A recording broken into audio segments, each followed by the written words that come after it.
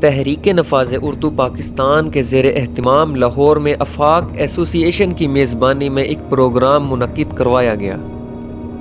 اس programme میں تحریک نفاذ اردو پاکستان کے صدر جناب عطاء الرحمن چوہان صاحب، عظیم سیرت اسکالر جناب ڈاکٹر طارق شریف زادہ صاحب اور تحریک کے دیگر اہم ارکان نے شرکت کی۔ اس ملک کے اندر جو رابطے کی 100% زبان ہے، اس ملک کا ہر شہری جس زبان میں بات کر سکتا ہے، بات سن سکتا ہے، بات سمجھ سکتا ہے، اسے سرکاری سطح پر اس کے نفاذ کے لیے کوئی کوشش اور حکمت عملی مرتب کی جائے۔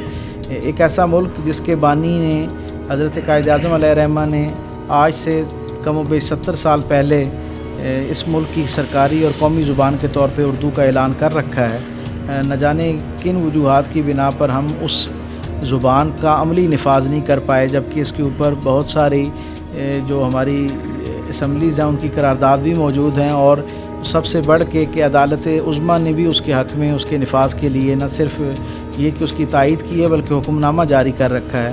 اس کے اوپر جو ہے وہ ہمارے ہاں روایتی طور پہ حکومتوں کی بے حسی کا شکار یہ ایک ایسا عنصر ہے جو میں سمجھتا ہوں کہ اس معاشرے کی، اس قوم کی ترقی میں چند بڑی رکاوٹوں میں سے ایک رکاوٹ ہے۔ دنیا کی کوئی زبان، کوئی قوم ایسی نہیں ہے جو اپنی زبان کے بغیر کسی ادھار لی ہوئی، مستعار لی ہوئی زبان کے اندر ترقی کر سکے۔ زبان کوئی بھی جو ہوتی ہے اپنے ملک کی ثقافت کا حصہ ہوتی ہے اور آپ کی پہچان ہوتی ہے۔ اگر آپ ملک سے باہر بھی جائیں تو آپ کی زبان ہی آپ کا تاثر ابھارتی ہے، اور اگر جب تک آپ اپنی زبان کو استعمال نہیں کرتے، دوسروں کی زبان کو استعمال کرتے، آپ اپنی شخصیت کو بھی اجاگر نہیں کر سکتے۔ یہ بہت بڑا المیہ رہا ہے ہمارے ملک میں کہ ہم ایک اسٹیٹس کانشیس بن کے انگریزی کو ہم نے ایک اسٹیٹس کا سمبل بنا لیا ہوا ہے کہ جب تک ہم انگلش کے 2-3 لفظ نہیں بولو گے آپ ترقی یافتہ یا آپ تعلیم یافتہ نہیں کہلاتے ہو۔ پروگرام میں نفاذ اردو کے لیے حائل رکاوٹوں اور اس کے تدارک کے لیے کیے جانے والے اقدامات کا بغور جائزہ لیا گیا، اور پروگرام میں موجود تمام شرکاء نے اپنی اپنی قیمتی آراء سے بھی نوازا۔ میں تحریک نفاذ اردو میں یعنی کہ شعبہ خواتین لاہور کی سوشل میڈیا انچارج ہوں، اور میری ایک کمیٹی ہے، کمیٹی میں تقریباً ہم 5 اراکین ہیں۔ تو ہم یہ کرتے ہیں کہ جو تحریک نفاذ اردو کا پیغام ہوتا ہے اسے سوشل میڈیا پہ پھیلاتے ہیں تاکہ ہماری بات جو ہے وہ زیادہ سے زیادہ لوگوں تک پہنچ سکے۔ اور جہاں تک میرا خیال ہے ہمیں جو سب سے بنیادی کام کرنا چاہیے وہ یہ ہے کہ ہمیں لوگوں کو احساس کمتری سے اور غلامانہ ذہنیت سے نکالنا چاہیے۔ جب زیادہ لوگ احساس کمتری سے اور غلامانہ ذہنیت سے نکل جائیں گے اور اردو نفاذ اردو کے ہم نوا بن جائیں گے تو پھر ہماری آواز جو ہے وہ اوپر تک جائے بھی گی اور اثر بھی کرے گی۔ اس پروقار تقریب کی میزبانی جناب پروفیسر اشفاق احمد صاحب نے کی۔ تقریب میں موجود مجلس مشاورت کے تمام شرکاء نے آئندہ مستقبل کی حکمت عملی تیار کی، اور تمام شرکاء نے اس عزم کا اعادہ کیا کہ اردو کو سرکاری زبان کے طور پر نافذ کرنے کے لیے ہنگامی سطح پر اقدامات کیے جائیں گے۔ بسم اللہ الرحمن الرحیم۔ نفاذ اردو کی یہ تحریک بہت بابرکت تحریک ہے، کیونکہ تحریکیں ہمیشہ اپنا ایک خاص مقصد رکھتی ہیں۔ اس مقصد کی تکمیل کے لیے جو بھی اقدامات کیے جاتے ہیں اللہ تعالیٰ اس میں برکت ڈالتا ہے، تو یہ ایک بابرکت تحریک بن جاتی ہے۔ پاکستان میں نفاذ اردو میں جو رکاوٹیں ہیں تو سب سے بڑی رکاوٹ ہماری اشرافیہ ہے۔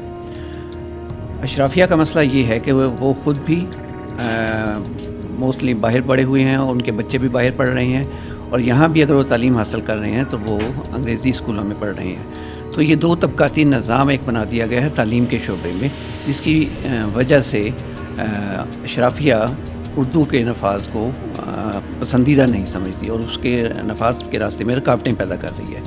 تو ہم سب کو مل کے اس رکاوٹ کو دور کرنا ہوگا، اور اس کے لیے تحریک نفاذ اردو جو اقدامات تجویز کر رہی ہے اس میں آپ سب کو ہمارا ساتھ دینا ہوگا۔ میرے خیال میں یہ ایسا سوچتا ہوں کہ کوئی بھی جو قوم ہے اس کی بقا میں جتنا عمل دخل اس کی روایات اور اس کی تہذیب کا ہوتا ہے، اتنا ہی اس کی بقا کے لیے اس کی اپنی پہچان جو اس کی زبان ہوتی ہے وہ اتنی ہی ضروری ہے۔ تو جب تک ہم اپنی جو زبان ہے اس کی افادیت کو نہیں پہچانیں گے، اور جب تک ہم اس کی حفاظت نہیں کریں گے اور اس کو اپنی عملی زندگی میں نافذ نہیں کریں گے، تب تک ہمیں یہ سوچنا پڑے گا کہ ہم ایک قوم کی حیثیت سے ہیں یا پوری دنیا میں ایک قوم کی حیثیت سے ہماری کیا پہچان ہے. ہمیں اپنی پہچان قائم رکھنے کے لیے اپنی زبان کو ہر جگہ پر بلکہ اپنی زندگی میں لازمی طور پر نافذ کرنا ہوگا. شکریہ. لیکن سب سے بڑی رائے یہ ہے کہ پاکستان میں لوگ اس کو زبان کم اور اب اس کو جو ہے نا ایک ایجوکیشن ایک قابلیت زیادہ سمجھنے لگ گئے ہیں. زبان تک تو ٹھیک ہے ایک بات سمجھ آتی ہے کہ بندہ نیشنل ٹور کرتا ہے, انٹرنیشنل ٹور کرتا ہے, اس میں زبان کی ایک اہمیت ہے, میں مانتا ہوں, لیکن یہ ایک قابلیت نہیں ہے. تو سب سے پہلے تو ہمارے معاشرے کو یہ اپنے ساتھ عہد کرنا چاہیے کہ انگلش کو قابلیت نہ سمجھے.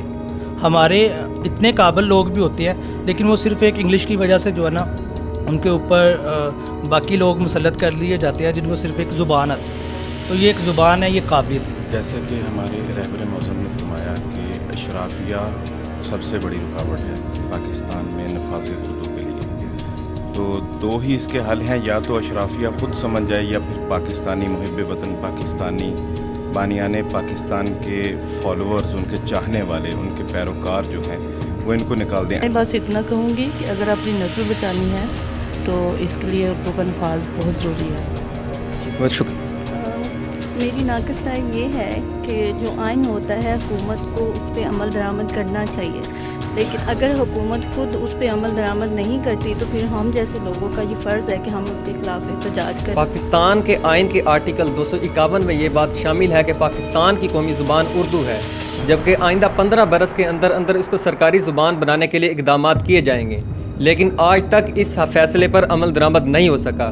اب مستقبل میں دیکھتے ہیں کہ اس پر عمل درآمد ہوتا کہ نہیں, یہ تو وقت ہی بتائے گا. میں ہوں محمد عثمان مقصود اور کیمرہ مین عبداللہ طارق کے ساتھ.